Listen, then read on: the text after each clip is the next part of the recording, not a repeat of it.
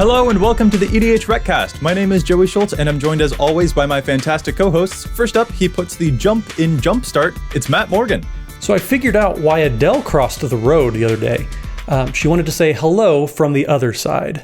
Okay, I don't know how I didn't see that coming. As soon as you set up that joke, You're brilliant, welcome. Matt. Absolutely brilliant. Next, the guy who puts the start in Jump startled because, guys, didn't we just do a set review? That's Dana Roach. I had some computer problems this week, so I had my core power set fried out, and I was not able to jumpstart my hard drive. So I'm running on two different laptops here to record this setup, which I think makes me a double laptop master. That was a journey, and I loved every second of it. That was brilliant. You're here for it, Joey? I'm here for it. Anyway, this is the EDHRECast. EDHREC is the best deck building resource on the web for the Commander format, compiling data from deck lists all over the internet to provide helpful recommendations for new Commander decks. And here on the podcast, we're going to give all that data a little more context. Hey, Dana, what are we talking about this week? We're talking about Jumpstart, the best Commander precon of 2020. I honestly adore that description because, yeah, this set has all of us really, really fired up. Maybe that's why your computer broke, because even your computer was too excited about this set. But before we get to our main topic, we have to give an enormous thank you to Josh Lee Kwai and the folks over there at the Command Zone who handle all of the post-production work on our podcast, making it look as awesome as it does. And of course, we'd love to give a huge shout out to our sponsors for the show as well. So our sponsors, as always, Card Kingdom and TCGplayer.com, two amazing sponsors. They help bring the show to everyone out there. If you need any Magic cards, since you're listening to a Magic podcast, it would only make sense to support the podcast you're listening to by going to cardkingdom.com/EDHREC or by clicking on the TCG Player price link on the website. That will take you right to your preferred vendor. You can get the cards you're going to purchase anyways, but you help support the show in the process. That's cardkingdom.com/EDHREC, and TCG Player are great sponsors. Yeah, we're going to be talking about all these Jumpstart cards, from new cards to the actual product itself to the reprints in this set, which, oh man, so if you want any of those, definitely use those affiliate links, click on the price links on EDHREC. And let's actually, so Jumpstart is a really cool product where you're basically playing the game Smash Up. You're taking two packs of who knows what they're going to be. They'll have different themes around them, and then you shuffle them up together, and then bang, you've got a deck ready to play against someone else. A cool 40 card situation. It's, takes the time out of drafting. This is really, really awesome. I really enjoyed the game Smash Up, and it's cool to see Magic's spin on that. As you guys know, I've got the partner decks that I also call my own personal Smash Up, where I have two 50 card decks for different partners, such as Rayhan, Last of the Abzan, or Tana the Bloodsower, and then you can just pick those up, shuffle them together, and then play them. So I really love this format. Not only that, but I love the cards in it. Let's start with just the reprints in this set, because they're off the hook. This set's incredible, and we barely got started. The reprints are crazy, and they're almost all reprints that are just universally sought after in a whole bunch of different decks. Like in the past, and of course, we've had things like Scape Shift. That's a really good card, and it was expensive and we needed a reprint. But the decks that actually want Scape Shift are fairly limited. Omniscience is a great card, but people just generally aren't running Omniscience as a value piece in a generic deck. It's part of a suite of cards you're using to cheat things into play in a very specific deck. These are almost all cards that can go anywhere, and they're just really good. Rhystic Study, any blue deck can run that. A lot of people want it. Path to Exile, Phyrexian Tower. These are just almost all cards that have really, really broad universal appeal, and it's going to be really helpful to a lot of Commander players' pocketbooks to see the price on these drop. Mm-hmm. Absolutely, yeah. The reprints are just, they're so good. Combined with the new cards, it's better than most supplemental products we probably have ever gotten. And Conspiracy was great. Battle Bond was amazing, but it's really hard to compete with Jumpstart. It's probably one of my favorite products just in general that I think WotC's come out with since I got back into the game, at least. You have stuff like Exquisite Blood finally got reprinted, and Atali, Sheoldred, all those Praetors, and just awesome cards. It's so cool to see, and it's easy to get distracted by the reprints, but there are new cards actually, believe it or not, and those are awesome too. They are, but you didn't even mention some of the cards I thought you would, Matt, because Oracle of Moldiah is in this set. Craterhoof Behemoth is in this set. Or for the necromantic people like me, Rise of the Dark Realms is use in this set too. I know that the availability on this product and also the way that the cards are within the packs may not affect the price as much as some other different types of products, but I'm just happy for players to be able to get their hands on some of these cards because they're so awesome. Wizards, whoever's designing this product, put them in charge of the Commander precons too, maybe. Just an idea. I'm so excited about this. Like, those alone would make it great. But the new cards, Matt, like you mentioned, they're also awesome. We've even got a bunch of really compelling new commanders too. So let's get to those. Let's go through some of them. Dana, start us off. Who is our first commander, and are you excited about it? I've said on this show almost every episode, I can't get enough unicorns. So I'm super hyped for Emil the Blessed. I think it's Emil, whatever. It's a unicorn, so who cares? Legendary unicorn, 2 and double white. You can spend 3 and exile another target creature you control and turn it to the battlefield under its owner's control. That isn't a tap ability. That's just spend 3 mana and do it. Whenever another creature enters the battlefield under your control, you may pay hybrid Selesnya, and if you do, put a +1 counter on it. And if it's a unicorn, put 2 +1 counters on it. And it's a 4/4 for that 4 mana you pay as well. So we have a legendary unicorn that can be atop a unicorn deck. And joking aside, there's a lot of people that really want that, even if I'm maybe not one of them. So that's a super cool thing for a whole bunch of people in the commander sphere. But the way the card is kind of worded, it doesn't have to be atop a unicorn deck. You can very much build Selesnya Blink with this and have it be a very effective commander, even if you don't take advantage of the extra counters on top of unicorns. Yeah, I'm not sure whether unicorns will be all that realistic until they receive more support. Yeah. By the numbers, only about 24 total unicorns exist within the game in Commander, and like the most popular one, Good Fortune Unicorn, only shows up in like 1,750 decks, so it's definitely a tribe that needs a little bit more work. But with that said, that first ability is really crazy and very reminiscent of a card like Deadeye Navigator, where you can get infinite blinks as long as you've got the proper setup, such as Palinchron effects that untap all of your lands. Obviously, you would need to be in a Bont deck for that instead of a Selesnya deck, but there are Selesnya options available too for this to go infinite, such as the card Workhorse or Brood Monitor, because those have ways to create mana that Emil can then use to blink the thing again and redo it, so you get like a bunch of enter the battlefield triggers. This thing's really, really crazy. You can use cards like Hearthstone to reduce the activated ability cost. I love this. I absolutely love this. It's a better Eldrazi Displacer as a commander. Yeah, kind of. So Eldrazi Displacer can target other people's stuff, which is an important point. But as a commander, yeah, you can like block with something and then blink it, and so it's not going to die in combat too. And if you pair this with a Panharmonicon, oh my goodness, that sounds amazing. That's a lot of Avenger of Zendikar tokens. I love this. Well, and I'm with you guys. I'm not an equestrian myself, so I'm not going to be building any Artax tribal horse decks, but it's not like it's very hard in Selesnya colors to double or add more +1/+1 counters. I mean, Hardened Scales is an extremely popular type of card, Cathar's Crusade, so it's in the right colors that you can abuse this and have very big armies very quickly. So if we're taking out all the tribal, aspects of this, it's still a very good commander. Yeah, I personally I'm actually a little suspicious to see whether it becomes sort of an innate combo commander, given the accessibility to some of those infinite combos, but also how easily it can set up cards with Persist, for example, by removing the -1 counter as soon as you blink something. So a card like Woodfall Primus can be really, really good, and we already know that there are Selesnya ways to take advantage of combos like that, such as with Melira, Sylphok Outcast, or the Devoted Druid and Vizier of Remedies deck. That's also a pretty famous combo too, so I wonder if this might become a place where some of those particular combos sort of harbor into a single deck. But even if you're not playing those combos, this is still just so cool. Like this, I think would also make really great as a mono white deck, to be perfectly honest. This is a really cool ability to use, even if you don't want to play green at all. I mean, why would you want to handicap yourself that way? Right. Well, and as for your comment about it being maybe a deck that will play with those Malaria kind of combos, it will absolutely happen, I'm sure.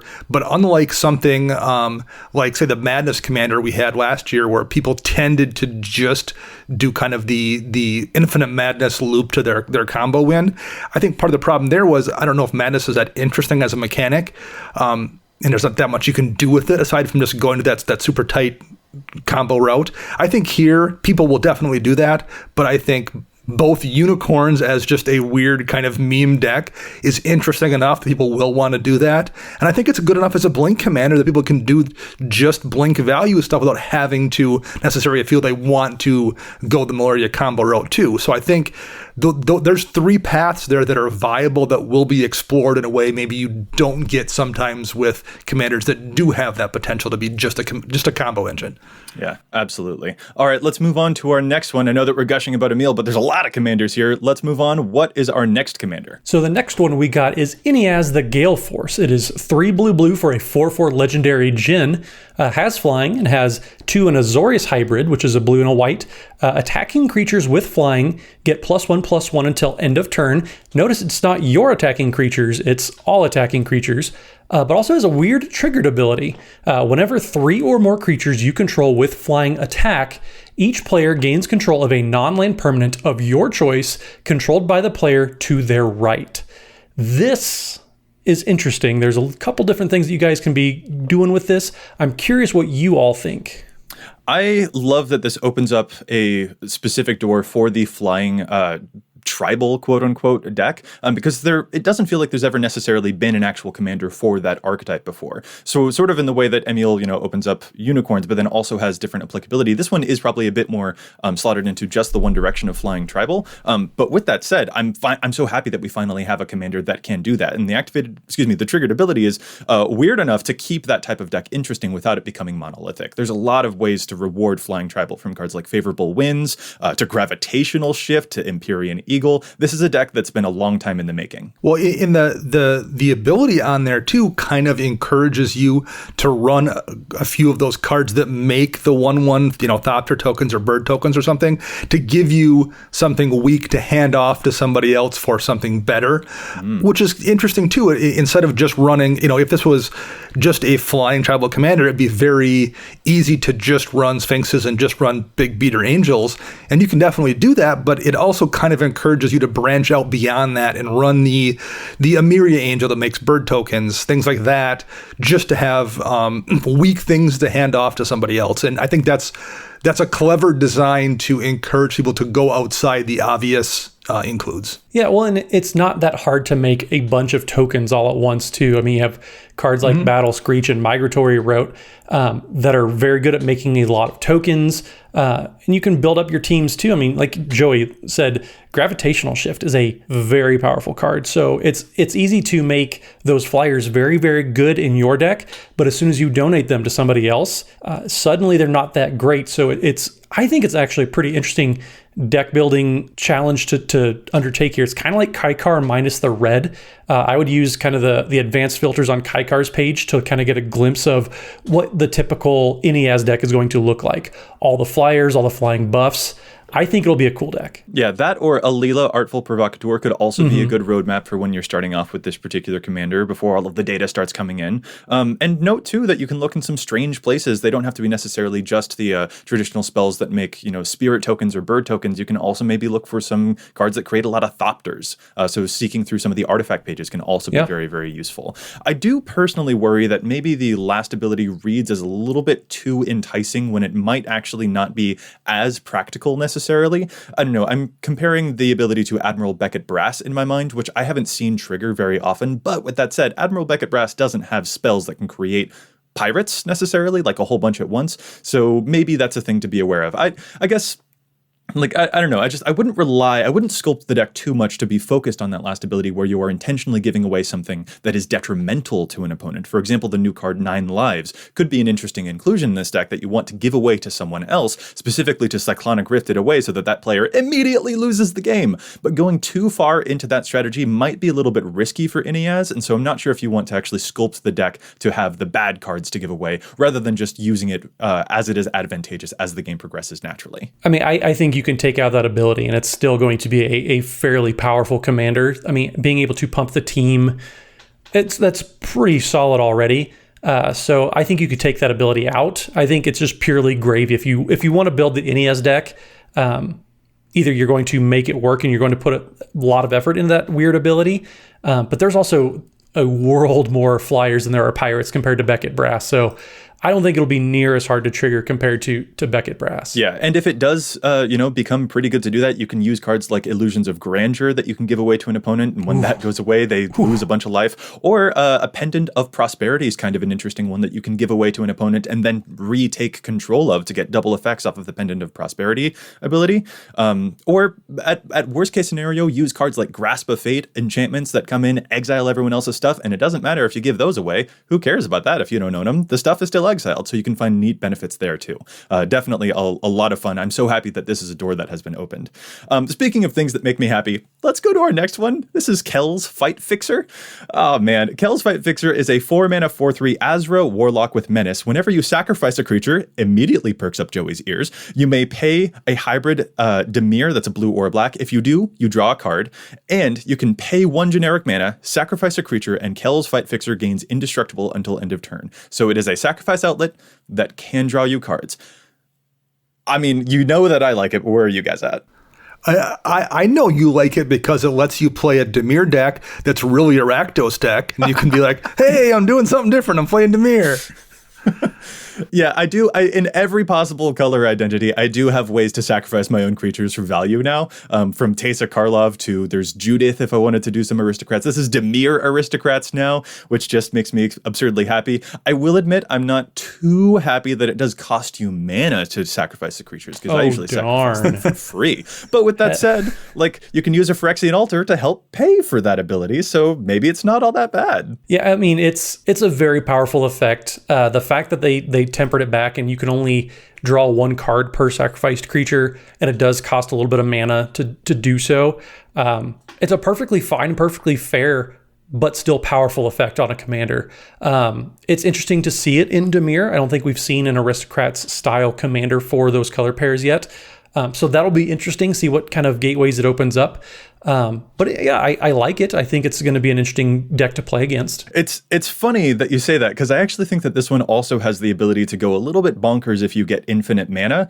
Because I'm fairly certain that that Kells can, like, if you find a way to collect infinite mana in some way, which we know there are tons of them here in EDH, Kells can sacrifice herself and then use the trigger to draw a card, and then you can recast Kells, almost like Breya Ethereum Shaper, continually recasting herself and then sacrifice and cast and sacrifice herself, all of that to draw your entire library. And if you have infinite mana and all your entire library in your hand, you're certainly winning that game. I think that there's also that potential with her too, so keep an eye on that. But if you are going for more of the Dimir aristocrats, there are plenty of ways to work with this, from all of the different token makers like Endrixar and Ophiomancer, or Reefworm and Chasm Skulker also sound like a lot of fun to make a lot of blue tokens. But not only that, you can look forward to cards with Exploit, like Sidisi Undead Vizier or Profaner of the Dead, and cards with Evoke, like Muldrifter. So there's also just some clever stuff that the Dimir color combination is bringing to that aspect too. And so, yeah, sacrificing your stuff is good. This is great. I'm looking forward to seeing the deck you build with this, Joey.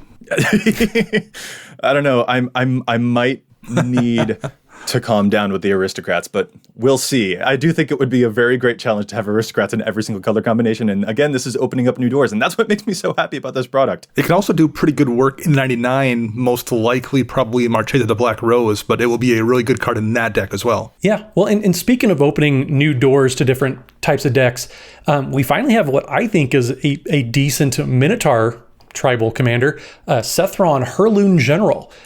3 red for a 4/4 Minotaur warrior.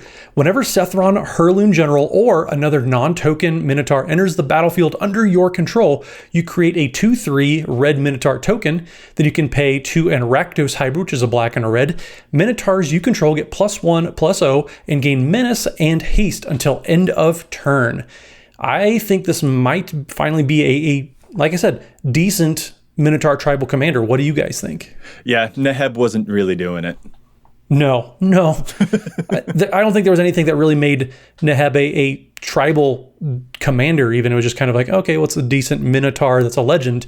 This actively benefits you. I mean, giving menace and haste to your team is pretty powerful, I think. Yeah, well, and the blink ability here too, if you pair that with a Conjurer's Closet or a Panharmonicon, that can also be a nice way to actually accrue a lot of Minotaurs, because there are only 76 black and red Minotaurs in the game in the first place. Some of them are really great to, like Ragemonger helps reduce the cost, or Fellhide Petrifier can give them all Death Touch, but still it is a pretty limited pool, so using maybe some blink stuff could be a great way to take advantage of this type of ability. Yeah, when you combine that with Perforos or Impact Tremors too, and granted, Perforos gets silly with a lot of cards, but this is just another way to really push it over the edge. Yeah, for sure. And I gotta say, maybe barring Blink, since that isn't quite a Rakdos thing, maybe just some good old-fashioned reanimation would be really cool. Like, if all of your Minotaurs die, oh no, you can play a Patriarch's Bidding and bring all of the Minotaurs back, and then you get a whole bunch of Sethron triggers. I don't know, I'm just throwing it out there. It seems really spicy. Does Joey like reanimation too much? Probably, but that's also still really good. And you're also in red, where you have access to some really good tribal synergy cards like Shared Animosity and Mana Echoes. Shared is just going to be a win condition, and Mana Echoes is just going to be a really great way to get more cards into play. So that's pretty useful there too. It's going to be a fun Minotaur tribal commander for people that have wanted that for a while. And speaking of things people have wanted for a while, we have Neath of the Dire Hunt, 2 green for Human Warrior. Whenever one or more creatures you control fight or become blocked, draw a card. And at the beginning of combat on your turn, you may pay 2 and Gruel. If you do, double target creature's power until end of turn. That creature must be blocked this combat if able. So there's the fight commander people have always wanted that specifically cares about fighting in the colors that care about fighting. Yeah, that is also just a really good ability, just like, oh, my stuff got blocked, I'll draw a card, but also, yeah, you can play a bunch of little small fight spells. Reminds me a bit of Feather, where Feather makes combat tricks a lot more interesting, the stuff that we usually relegate to just being like, I don't know, limited draft chaff. Now the fight spells are actually decent in Commander 2, more than they ever were, and that's really great. I love that. Like, you kept on, you introduced this particular commander by saying, speaking of stuff that people have wanted for a while, that's how I feel about so many of these commanders. Yeah. That's why I like this product so much. Yeah, I mean, there are a lot of just new archetypes that are getting a bunch of boosts when it comes to a commander that really fits that theme. Joey, like you said, like, there's a bunch of 1 and 2 mana fight spells out there. Put some Death Touch creatures on the battlefield and just having those fight spells cantrip. That's a pretty powerful synergy right there. And honestly, like, probably pretty frustrating to play against if you're like me and you play a bunch of creature decks. It's interesting. I like how it's playing around. It does stink that it's, if you have 5 creatures get blocked, you only draw 1 card, but it's probably good that green doesn't need to draw a million cards. So I understand why there's a cap of just 1 per instance on it, though. But if you want to draw a million cards after you double the creature's power, you have the traditional cool green things, Return of the Wild Speaker or Life's Legacy, Greater Good, things like that. So there's a ton of ways to take advantage of that doubling. Yeah. In addition, red has just like instant speed combat tricks to double creature's power, and you can use that ability a second time if you happen to have enough mana to do an additional combat step. You can just reactivate it again, doubling your double if you're in that position. You're in the right colors for that kind of thing. So there's all kinds of weird stuff you can do with this deck. Oh, that's really great. Look forward to other spells like Azuri's Predation, too, because that is a great fight wrath. You will only draw 1 card for all of the creatures fighting, but I mean, that's also still really good. And a bunch of enraged dinosaurs like Polyraptor can also be a lot of fun if you were intentionally making them fight. And I also think that Kogla, the Titan Ape, slams right into this deck, both to fight and to protect Neath. So, that'll be a whole lot of fun. And these commanders have been awesome, like really cool. These are the ones that can do 2-color decks because of the mana symbols that are in the text box of each of the cards, but there's also a bunch of monocolored commanders. So let's get to those now. Our first monocolored commander is Brubeck the Grandiloquent, which is a delicious name to say, by the way. 3 mana for a 1/4 human advisor. If an opponent would mill 1 or more cards, they mill twice that many instead. So, you get to mill your opponents, put a bunch of stuff from their deck into the graveyard, and it is milling season, doubling season, mill. I mean, this is so cool. And off the bat, we have to acknowledge that, yes, you can traumatize a player for double the traumatize. And indeed, that is amazing. So I'm going to be honest. This was the first time I read Brubeck's full card name, and Grandiloquent is a mouthful. Kind of like the mouthful that you're going to get when you traumatize somebody with Brubeck in play. However, the flavor text is succinct and perfect. That is absolutely true. And furthermore, yeah, that's absolutely great. And I suspect that the name Grandiloquent may be an insult that you guys hurl my way when I get onto one of my talking for too long sprees. But with that said, I think that this is very interesting. The fact that it is monocolor does hamper it a slight bit because most of the mill commanders that we see tend to be in 2 colors. It slots really nicely into those, but we do have a lot of mill effects available in black that it might feel a little bit sad to miss out on here. The other thing that I do think might hurt Brubeck just a smidge is that there are 5 commanders among the top 21 commanders of all time that specifically use the graveyard themselves. Commanders like Muldrotha or Kess or Marin. So that is something to be aware of. Milling enemies can be to their benefit, so you want to watch out for that. I mean, I think the biggest downfall is that Brubeck is monocolor. But you are right. There are so many commanders out there, even just incidental ways to play some graveyard interaction. Make sure that you're getting some sort of value from it. You can do that in pretty much any color now. So it wouldn't surprise me if this kind of backfires more often than not, but it is a massive, very splashy effect. So when I sit down and see somebody playing that, it's not going to surprise me in the slightest. Yeah, not at all. It works great in Phoenix because, my goodness, that's going to be so good. But also, at the moment, we only have 786 decks that use persistent partitioners, according to EDHREC, and I am delighted to see that number skyrocket after Brubeck comes around. And Brubeck is an advisor, which is very, very relevant in petitioner decks. Yeah, exactly. So speaking of mono blue commanders, we have Ormos Archive Keeper, 6 mana, so it's a Sphinx. That's nice and cheap for a Sphinx. Usually they're in the 8 to 12 range. It has flying for a 5/5. If you would draw a card while your library has no cards in it, instead put 5 +1/+1 counters on Ormos Archive Keeper. And you can spend 1 blue to discard 3 cards with different names and draw 5 cards. So presumably the goal there is you would attempt to do that when you had no cards in your library, which would then put 15 counters on your commander and just dome somebody Dana? for damage. 25 cards, sorry, yes. So just dome somebody and kill them. Yeah, that is a very powerful activated ability there because, Singleton, the only thing you have to watch out for are islands. You can use snow-covered islands and regular islands to help get around that. I use that trick in my Titania deck when I'm looking for different named lands with my Field of the Dead, which is really, really great. That was a trick from Matt. Thank you so much, Matt.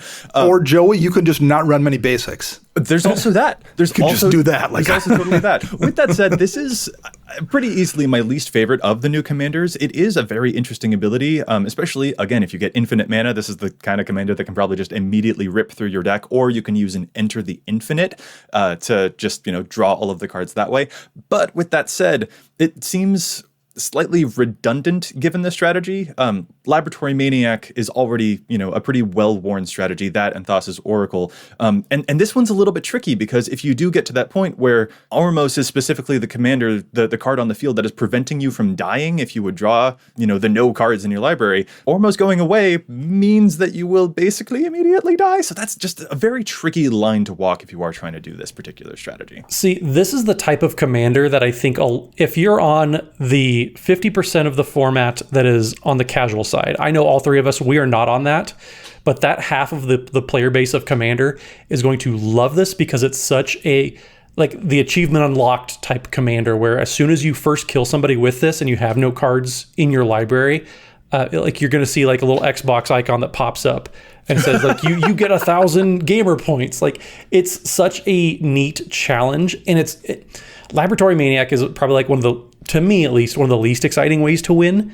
So if somebody kills me with this, I know that there was a lot of work that was put into it, and I'll be sad that I lost, but I'll be impressed and actually probably kind of glad that this happened because it's such a cool challenge that the more casual side of the format is going to love this, and I think it's going to be fairly well built. I'm not going to agree with you on the least popular, or actually, sorry, your least favorite. I think it's interesting. I think it's fun. Is it powerful? It's kind of glass cannon-y, but I think there's a lot of people out there that will like this. And I do think 3 mana to pitch 3 and draw 5 is that's probably good enough. Yeah, to looking at someone who has a Sphinx tribal deck, that's probably good enough to get a slot in that deck. Ignoring the fact that I will never ever use that first ability, I just have no way in that deck. I'm not going to change it to hit it. That's probably good enough for a slot in a 5/5 body. Yeah, that's a great point. Is that is definitely the thing to focus on, not necessarily the first part. Which But is as a nice as a commander, I agree. It's relatively narrow. Yeah. But another thing that you can do, just one last note on Ormos, if you want to make extra use of the graveyard, you could use cards like Spell Twine or cards with flashback to make use of the stuff that you discard. I don't know, just throwing it out there. Graveyard propaganda, you know me. Let's move on to our next commander. Matt, I know that you've got a special affinity for how adorable this one is. For Tiny Bones, Trinket Thief? Of course I do. Tiny Bones is a legendary skeleton rogue for 1 and a black. Tiny Bones is a 1/2. And at the beginning of each end step, if an opponent discarded a card this turn, you draw a card and you lose 1 life. You can also pay 4 black to have each opponent with no cards in hand lose 10 life. Now, I'm not worried about any of the abilities, but Tiny Bones just... I want to, like, imagine that this, like, secretly is just a mega powerful character in lore, and we're just seeing like a little glimpse of what Tiny Bones can do. This makes me want to sing the Doom song. I tell you what, the notes that I believe, I think it was me who wrote this here. This is adorable. This is powerful. This is an actual closer for the discard strategies. It might become the most popular legend from the set as a result, ? And it will be miserable to play against. Oh, it probably will absolutely be playable, but I mean, you just play a bunch of like Necrogen Mist type of effects, and even then you get your own Phyrexian Arena on every player's turn, which is very good because it's at the beginning of each end step. So you can do this on opponents' turns, even if they loot something away, and you get to draw cards. So even just as an early 2-mana creature, it's a pretty powerful effect. Now, one thing I will note, Nath decks are also miserable to play against, but they tend to kind of self-regulate. It's not like they're miserable in a way that nobody notices. They're miserable in a way where the person who has no hand for 7 turns makes it very, very clear to you that it's miserable and they don't like you, and then they go key your car after you leave the shop. So you're aware it's annoying, and therefore it's been my experience. People tend to either take Nath decks apart very quickly, or the playgroup is cool with it, and that kind of balances out. I would guess the same thing will happen with Tiny Bones, where people will either be fine with it or the playgroup will make their displeasure known and it will eventually go away. So that's what I'm going to guess will happen here. Yeah, a thing too to note, like Matt, you had mentioned that this getting multiple discards on other people's turns, that is a certain strategy, but personally, I feel like the most powerful thing to do is to just make everyone discard all at once so you can start pumping mana into the activated ability as soon as possible, instead of waiting to draw a lot of cards. So cards like Myojin of Night's Reach or Mind Slicer, stuff that just immediately makes everyone discard, is just, I think, going to work out a lot better, not only because I think that's more powerful to immediately get to the point where you can start activating the 10 life loss ability, but also it won't prolong everyone else's suffering. Yes. Though if you're into that, that's fine. If you love being cruel to your enemies, that is, I get it. It's a skeleton that's going to, that makes sense. But the strategy does seem a bit more powerful if you go right for everyone discarding as soon as possible. Well, let's jump over to Muxes Goblin Vente next. 4 red for a Goblin Noble. He's 4/4. When Muxes Goblin Grande enters the battlefield, reveal the top 6 cards of your library and put all Goblin creature cards with converted mana cost 5 or less from among them onto the battlefield, and the rest on the bottom of your library in a random order. Whenever a Muxes attacks, it gets +1/+1 to end a turn for each other Goblin you control. That's pretty good. It has the same problem that every mono red Goblin legend will have till the end of time, where it's not Krenko. But it's going to be really, really good in any Goblin deck you build. I don't know if you want to make this your commander, because I feel like there's probably a couple better options, both named Krenko.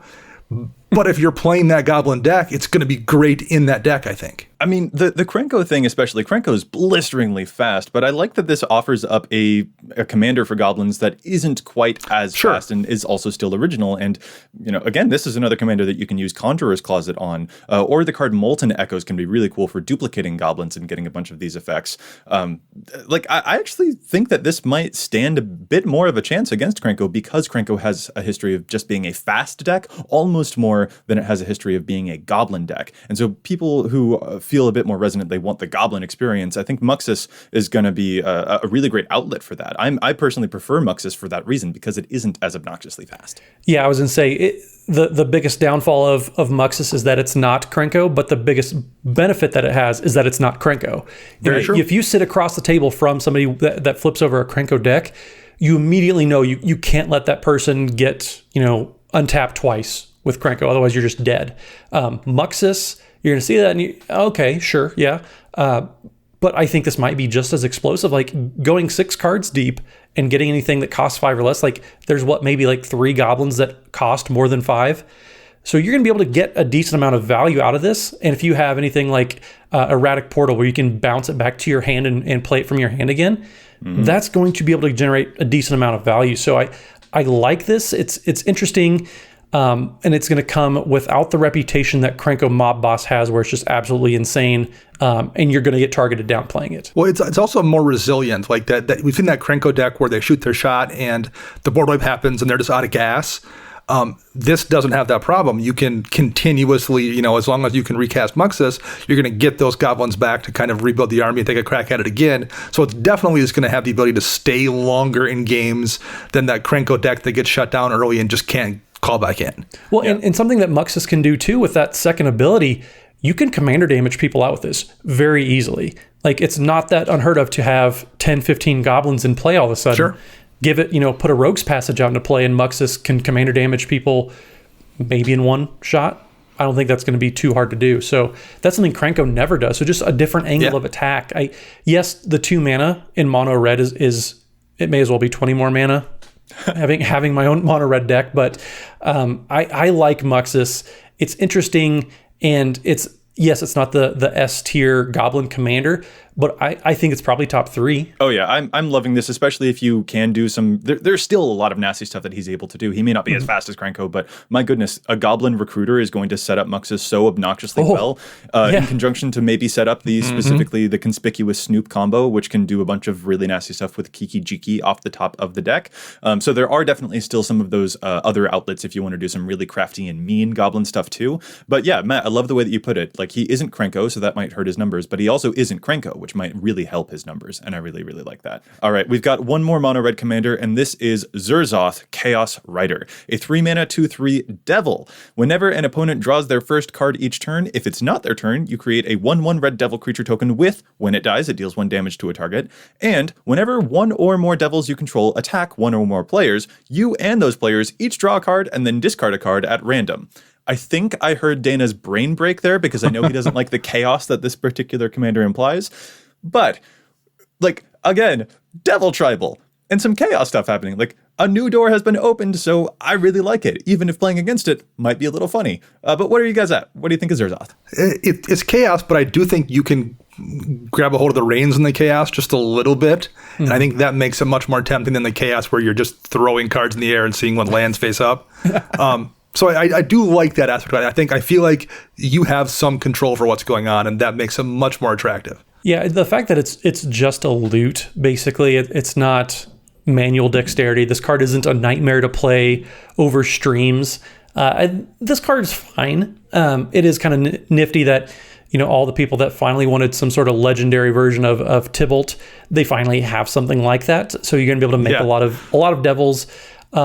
And I don't think we've ever seen it like something that supports Devil Tribal before. So I mean, it's fine if you've been itching for that deck.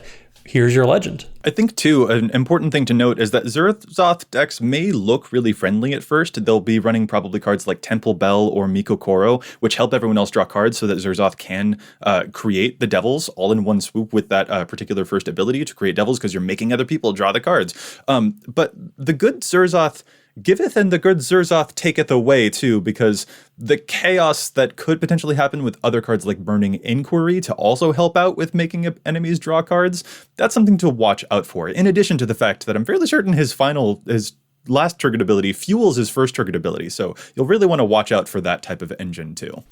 My kind of final thoughts on basically all of these commanders, they all feel to me like they have a role, and That's definitely easier to do in this kind of set where you don't have to worry about standard or worry about how the draft is going to be affected.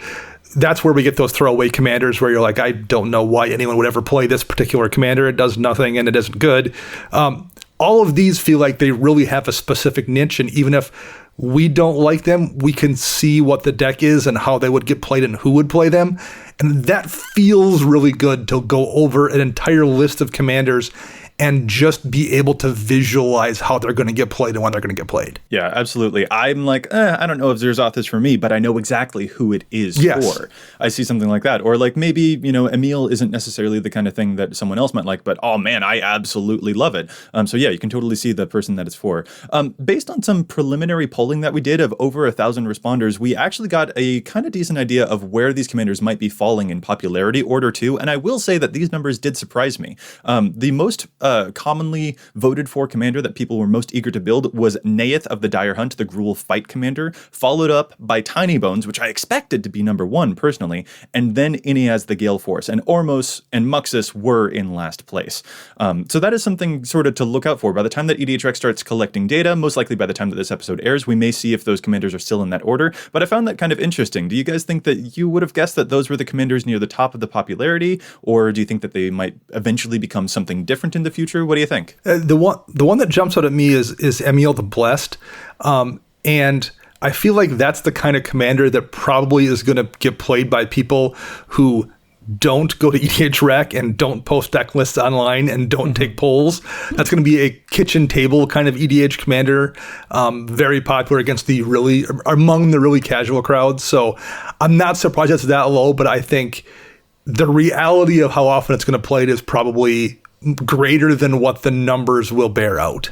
I think the same kind of goes for Ormos. It's definitely one of the more casual aspect types of cards. Seeing Zerzoth at number 4 actually surprised me. I didn't think there were that many people really clamoring to see a Devil Tribal commander, but here we are, Zerzoth being number 4 in that list. That's probably the most surprising to me. I think it'll be built for sure, but beating out some of these other folks, that is the surprising part. And even, Brubeck, the grandiloquent, as we say, sure, you have your persistent petitioners, but I don't really know what else. I want to put that at the head of a 99. So seeing that at number 5 in the top half, that's also fairly surprising, because that seems to me one of the more narrow types of commanders. Sure, you put it in the 99 in a lot of decks, but yeah, putting it at the head of a deck, I wouldn't have expected that. Yeah, there is definitely that relationship where commanders that can go in the 99, sometimes that will eat into the numbers where they could have been commanders themselves. But yeah, it's great to see the interest that's in these. And again, like they just keep on opening doors. Oh, I love it so much. But these are just the legendary creatures from the set. There are also some new original cards from the set too. So we want to go over a few of them that we think might have a good splash in EDH that might see the most numbers from this set. Let's get started with our white card, Blessed Sanctuary. So Blessed Sanctuary is an enchantment for 3 white that reads, prevent all non-combat damage that would be dealt to you and creatures you control, and whenever a non-token creature enters the battlefield under your control, you create a 2/2 white unicorn creature token. I can see all the blasphemous acts being cast with this out, and lots of giggling. Giggling indeed. I was sort of expecting that this might be kind of confined to blink decks, stuff like Rune and Brago, and of course Emil, who want to, continually blink the creatures and then bring them back and make some more tokens. But Blasphemous Act, stuff like that, it seems like there might be more places than just the blinking for this enchantment. Oh yeah, I want to put this in, a Pyrrhemia or a Pestilence deck. That seems insane too. Or, Chain Reaction. Mono Red has so many damage-based sweepers. Being able to turn them into a one-sided board wipe or even Earthquake effects, because it prevents damage that would be dealt to you as well. That's pretty nifty, I think. Somebody in our play group should definitely build a Pestilence deck. I think that's a great idea, and you can run this card. I think it was you. Dan, I think that you're the one who did that. Well, the thing I'll note about this in a Pestilence deck, as I have a bunch of these effects in there, I don't think any of them do both. They either prevent damage to you or prevent damage to your creature. They don't prevent damage to both of them. So that's really nice having both of those things on one card. Yeah, I think this naturally has a home right away in Firesong and Sunspeaker decks, all 7 of them out there.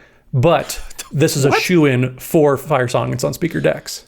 7, there are hundreds of fire songs. There are dozens of us. There's dozens of us. There are hundreds. Oh my goodness. Yes, there are a decent amount of Firesong and Sunspeaker decks out there, but I think this is just absolutely one of the first cards they need to be adding in there. It's so good. Yeah, because taking advantage of the damage stuff there, that is a great way to make what would be symmetrical effects very not symmetrical, and that is right there a very great strength of White's part of the color pie that we can learn to leverage more often, and so I'm very excited to see what people can do with an effect like this. Just like you mentioned, Dana, it's unusual to see both the prevention for you and your creatures on the same card, and there are totally going to be ways to take advantage of that. Let's move on to our next card that might show up in some of the 99s. The card that we want to talk about here is Scholar of the Lost Trove, a 7-mana blue Sphinx with flying. It is a 5/5, and when it enters the battlefield, you may cast target instant, sorcery, or artifact card from your graveyard without paying its mana cost. If an instant or sorcery spell cast this way would be put into your graveyard this turn, you exile it instead. This is kind of an interesting one. I think when we first saw it, we were kind of like, ooh, this could be really splashy, until we looked back at some of the other cards that sort of exist with a similar enough ability, and their numbers don't really support the idea that Scholar of the Lost Trove will see as much play. Chancellor of the Spires, for example, is a Sphinx that steals from an opponent's graveyard, and that only shows up in about 1,500 decks. There's also Torrential Gearhulk, which has a similar-ish ability to this one, and that appears in about 5,600, which is really cool. But that one also has Flash, and it has some artifact synergies that it can specifically enable. So I feel like the numbers aren't necessarily going to be in the stars for Scholar of the Lost Trove. What do you guys think, though? This is just a worse version of Diluvian Primordial, right? I mean, it's the same mana cost. It's 5/5 with flying for 7. Double blue, but Diluvian Primordial scales, so you get to hit something out of every opponent's graveyard, whereas this is just one single spell. I don't see it getting a ton of play at all. Yeah, and it's been my experience that those blink decks that want to abuse this kind of thing tend to want to loop things, or at the very least, they want to be able to repeatedly cast the same thing every single turn. So losing the spell also, I think, makes a big difference here. I think it's a fine card that has too many better variants that I think people that would run this will run instead. But it is Sphinx Tribal for you, Dana. But like even in that deck I was looking at, I just don't think it does enough. Yeah, I mean, Diluvian Primordial is only played in 8,000 decks. Yeah. So I mean, that's kind of the direct competition that it has, in addition to Chancellor of the Spires and all those other cards. So if you need like a fifth version of this effect, sure. Right. But I don't think many decks need a fifth version. And by the way, just to clarify there, when you said only 8,000 decks for Diluvian Primordial, like that is a nice healthy number, but it should be played in more. Sure. All right, let's move on to our next one. Next we have Witch of the Moors, a 3 black for a human warlock, Death Touch on a 4/4 body here. But the important part, at the beginning of your end step, if you gained life this turn, each opponent sacrifices a creature, and you return up to 1 target creature card from your graveyard to your hand. That's going to go in basically every Alloro deck out there. And if it doesn't, it's because you haven't opened one in a pack yet. Yeah, Alloro is in love because the Eminence means you already are gaining that life for sure. But there's also plenty of other life gain commanders that are going to love this because it doesn't just get you back something, it also makes people sacrifice creatures. You can use Obzidot as another commander that also is pretty much guaranteed to gain you life every turn. Eily Eternal Pilgrim can sacrifice a creature, gain you life, and then the Witch of the Moors will bring it back. Maybe it's just because this card says sacrifice on it, but I'm in love. Yeah, it's very good. Really neat card. Yeah. Yeah, I mean, it is nice too that it's at the beginning of your end step, so it's not something you have to wait and untap with. You know, a lot of these types of abilities are at the beginning of your upkeep if you gained life. This is at the beginning of your end step, so you can get benefit from it from casting this on your turn and then passing the turn. Yeah, or if you give your board lifelink with an effect like Whip of Erebos, for example, and then you can attack people, and then if any of your creatures die, then this one you'll have gained life. You can get those creatures back. Like the circle of life and death. It's absolutely beautiful. This I feel like is going to be one of those cards that I forget exists until I play against a life gain player, and then they completely blow me out with this, and it's going to be absolutely delicious. So don't sleep on this one. This one has a lot of power that it is punched into, especially if you can use that ability multiple times throughout a couple of rounds. That's going to be totally devastating. Oh, and speaking of devastating, our next card looks awesome and completely rad as heck. It is pretty rad. It's also pretty red. I don't know if you knew that or not, but it's Imitating Geyer. It is 4 red for a sorcery that says Imitating Geyer deals X damage to each creature and planeswalker you don't control, where X is the number of instant and sorcery cards in your graveyard. Speaking of those red-based damage or red damage-based board wipes, this is one of those. What do you guys think about this big splashy mythic? I think all the cards in this set feel very fair. You're talking about the life gain Warlock. That's a really good card, but you need to have something in your deck to enable it. This is a really good card, but there's times you are going to get burned because the turn before someone dropped the Bajuka Bog, and then you top deck this, and you're like, okay, well, it does me no good. Yeah. But it's also an absolute blowout sometimes. So it's a really good card that isn't an auto run in red decks necessarily, but it's good in a whole bunch of decks. It's a really, really good design. I love the card, and it feels fair. I'll use the word again. It feels like a really fantastic but fair card. Yeah, there are a lot of Spellslinger type decks that might be a little bit too quick for an effect like this. Things like Kess or Jaleva tend to be very, very stormy, so they might not have time to pause for an ability like this. But with that said, the text of, the number of instant and sorcery cards in your graveyards, that's something that we're seeing a whole lot more often as they design these days. There are different cards like Crackling Drake and now Riel, for example, that also tend to increase in size off of this. This isn't quite a Chandra's Ignition, which shows up in like nearly 10,000 decks at this point. But this is a great option for the Spellslinger decks that I'm just very, very excited and terrified to see them to see them do this, basically. And I like that they're tapping into power based off of the spells you've already cast, rather than the usual design space for Spellslinger, which is stuff like Gutter Snipe, where you have to play it and then start casting spells. This lets you go move your deck in both of those directions, and that's really exciting to see. Well, and one thing to compare this to, like you said, Chandra's Ignition, this doesn't require a creature on the battlefield. This can't be, interacted with near as easily as Chandra's Ignition. My favorite part about it, though, that I'm not sure Dana's going to like, is the damage is tripled by Fiery Emancipation, which is another big splashy mythic Dana wasn't so fond of. But I do like this card a lot. Like I do like that it doesn't require you to have a creature on board like Chandra's Ignition does. So it is a little more versatile there. I also don't think you need to just think in terms of Spellslinger decks. There's a whole lot of other decks that tend to lean very heavily into instant sorceries without doing Spellslinger stuff. I was just looking through my Mina and Den Lands Matter deck. There's a whole lot of, Nature's Lore, Cultivate kind of spells in that deck that will very easily hit me, 7 or 8 damage off the Imitating Geyer. That's going to basically wipe the board without even having to lean into that archetype.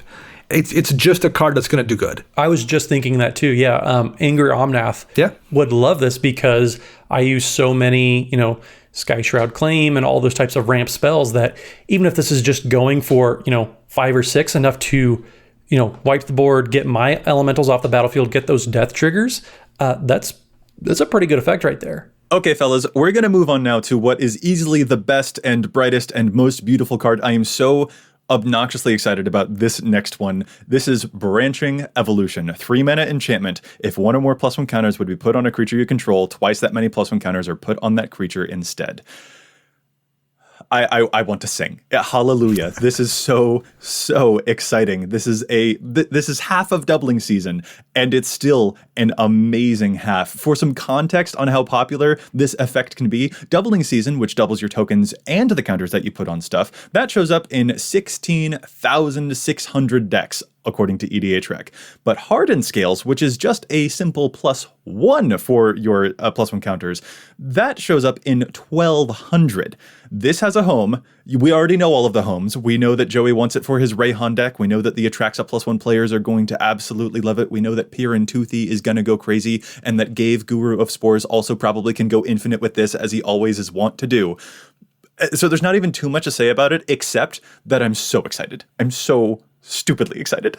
It's a better doubling season in a lot of decks. And there's a lot of decks where you don't care about the token portion, and it kind of feels bad to pay 5 mana to get that effect when all you care about is the counters. This is a better doubling season in a whole bunch of decks. I'm just really glad that Joey's really branching out, as it were. Stop. No, okay. Evolving as a player. I mean, yes. Play this in Mowu, play this in Skullbriar. We know the decks where it's an all-star, but it's such an all-star. I mean, I think all of us have some sort of deck that would play this. I mean, +1/+1 counters is one of the most played themes, according to EDHREC. There's tons and tons of +1/+1 counter decks out there. And I mean, all three of us have one. So yeah, it's really cool to see. I like that this basically is an enchantment compared to, was it Hydra's Growth that came out in Theros Beyond Death, where that's only an aura. And granted, it puts counters on things, just for that one creature. This affecting your whole team for the same mana cost and not dying when, you lose that one creature. It's very, very powerful, folks. Yeah. Very powerful. We could list off 20 +1 counter commanders that want this, and we'd probably miss 20. Like there's that many we would leave off. There's just so many out there that care about this kind of effect. This is just a slam dunk in a ton of decks. Yeah. +1 counters is the 5th most popular theme according to EDHREC's data, behind stuff like artifact theme decks and stuff like that. So we know that this has a home, and I can't, of all of the stuff in the set, I didn't think that this set could continue to impress me the way that it does, but the commanders are amazing, the reprints are phenomenal, and the new designs feel fair and delightful, and I will not be able to stop gushing. So Matt, finish us off with the last card that we want to talk about while I just stare at Branching Evolution very fondly. I mean, you want to talk about cards that are fair and wonderful and powerful. Allosaurus Shepherd is just that. So it's just a simple green for a 1/1 elf shaman. Allosaurus Shepherd can't be countered. Green spells you control can't be countered. And then you can pay 4 green and have until end of turn, each elf creature you control becomes base power and toughness, a 5/5, and becomes a dinosaur in addition to its other creature types. I'm not really big on the activated ability. Like, that's a lot of mana to only affect your elves. But man, being able to have all your green spells, not be countered, that's great. I mean, there's so many different cards that want to have this in there, or so many decks, I should say, that want to have this in there. Now, yes, elf tribal decks, they're going to have a lot of elves on the battlefield.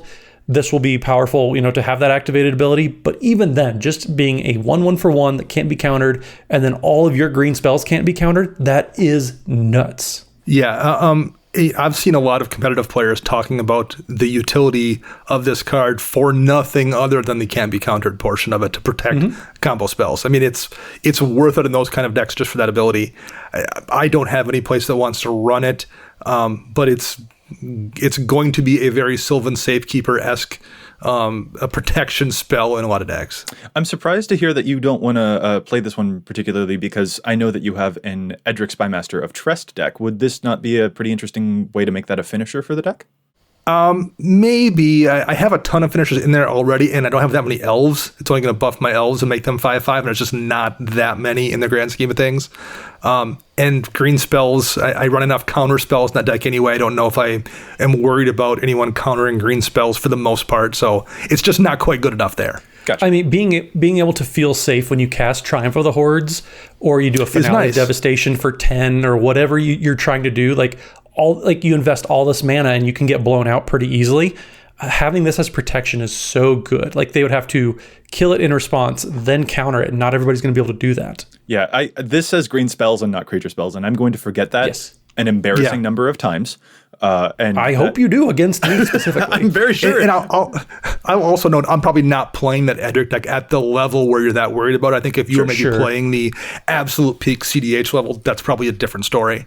Yeah, but for now, definitely the mono green Azuri or Freyalise decks. They're going to have a whale of a time. Elves are the 4th most popular tribe.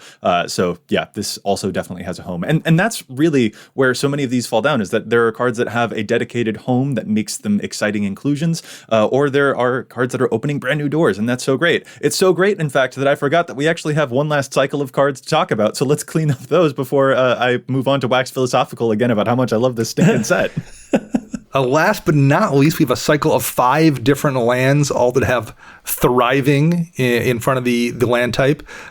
Thriving Isle, for example, enters the battlefield tapped. As it enters the battlefield, choose a color other than blue, and you can tap it for blue or a mana of the chosen color. So basically, there's one of each, plain, forest, swamp, mountain, and obviously island. And when it comes into play, you pick whatever color is most useful to you, and you can make that color. They're very interesting, and they're going to be very, very useful in this environment. I don't know if they're maybe that good in Commander unless you're playing on a budget, which a lot of people are. And if you are playing with a budget mana base, those are pretty decent dual lands on a budget.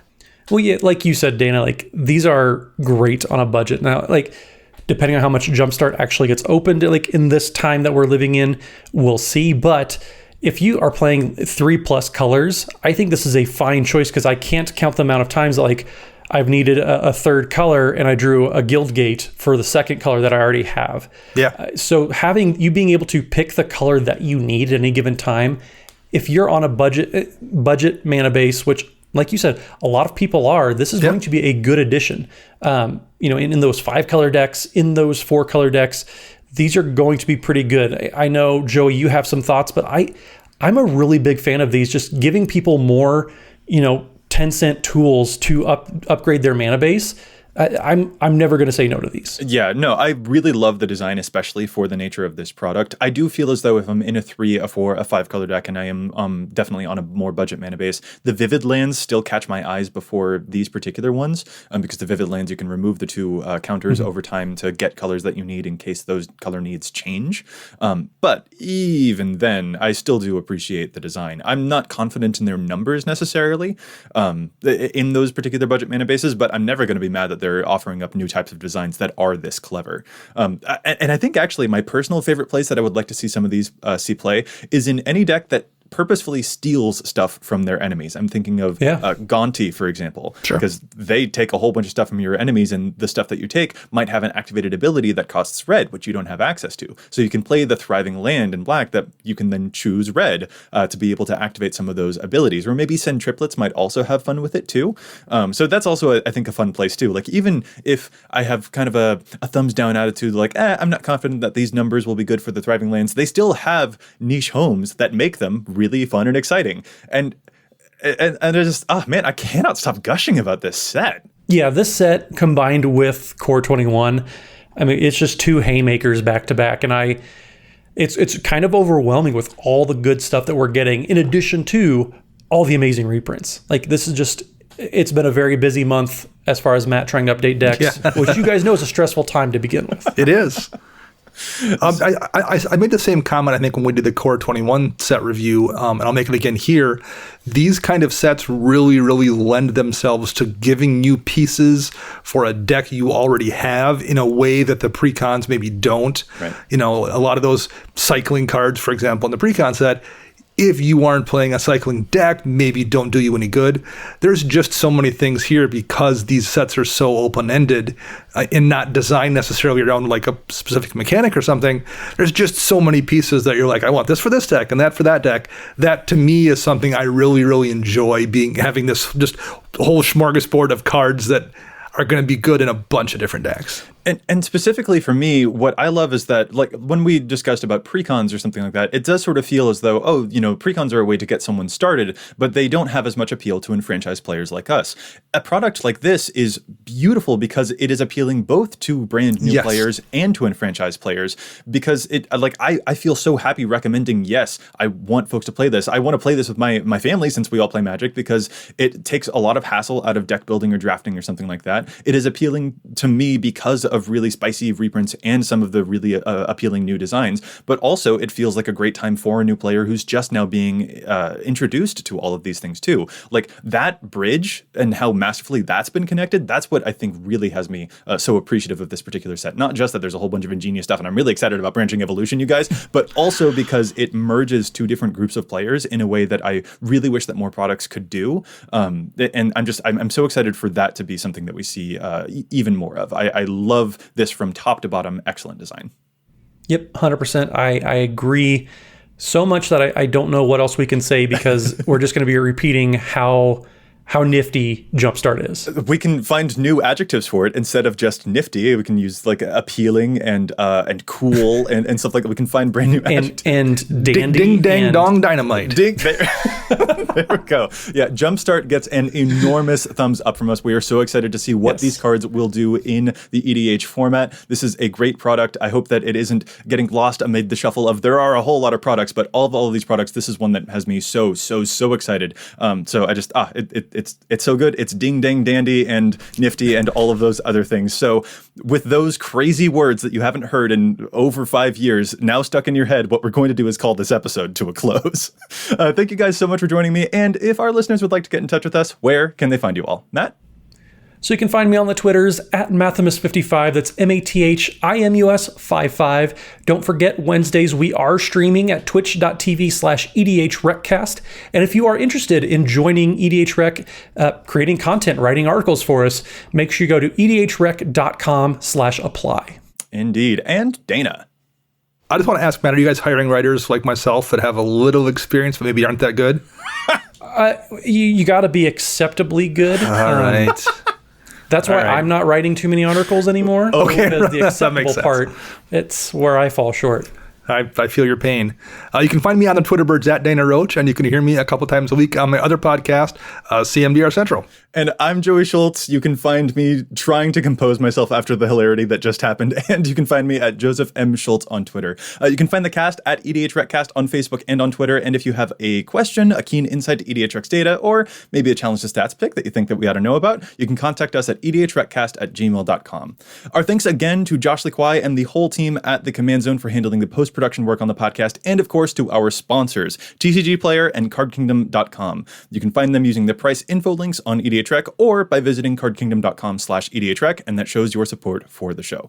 Listeners, which of these sets that are coming out nowadays are you most excited for, and which of these commanders from Jumpstart has you most interested to build a new EDH deck? We would love to hear your thoughts. We'll be back at you next week with more data and insights, but until then, remember, EDHREC your deck before you wreck your deck.